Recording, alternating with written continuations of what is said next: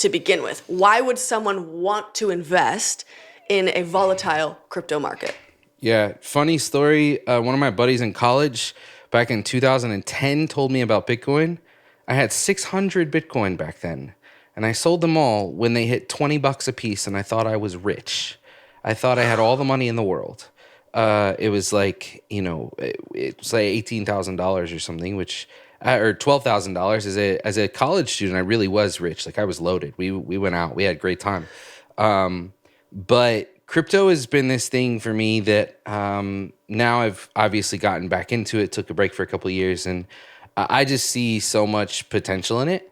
And I think it's a lot easier to look at or to invest in or to read than maybe some more traditional investment places. I don't consider myself much of like a stock market kind of person, right? If I want to invest in the stock market, then I'm probably going to put it in like a mutual fund, ETF. I'm going to call a broker and have them do it for me.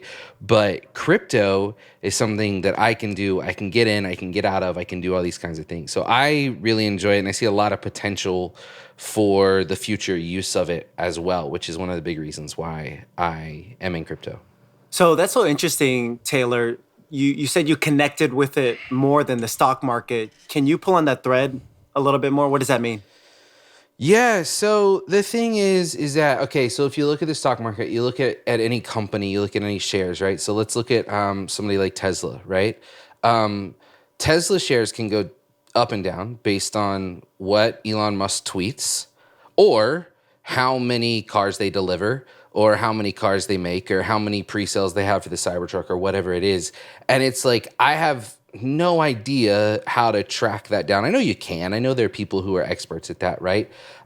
With crypto, what really drove me into it at the beginning is that it's dependent on the people. It's dependent on the market, right? If Ethereum goes up or down, it's because somebody's decided to develop something new with it. Somebody's come up with a super cool new use case for it, or people see a future for it, and it's based on people's perception. And I actually think it's a lot easier to read people's perceptions of something than it is how many cars somebody's going to make or how many laptops Apple's going to ship out. Wow.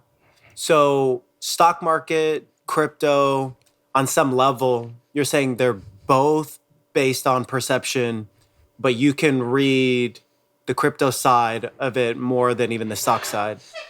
Yeah, I think so. And I think that's because, like, to be completely fair, like I'm a target market for crypto, right?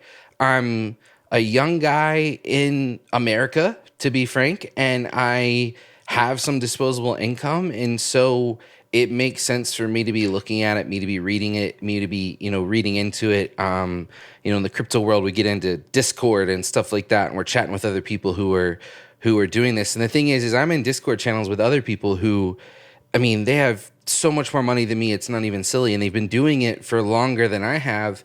And to try to talk to somebody on Wall Street who's been there for 20 years, that's impossible, right? And so it's this collaborative thing. I think it's this community-based thing. I think that people in general push it which way it's going to go for the time being, just because there aren't a ton of regulations and that kind of thing around it. But I enjoy it more. I think it's more applicable to me.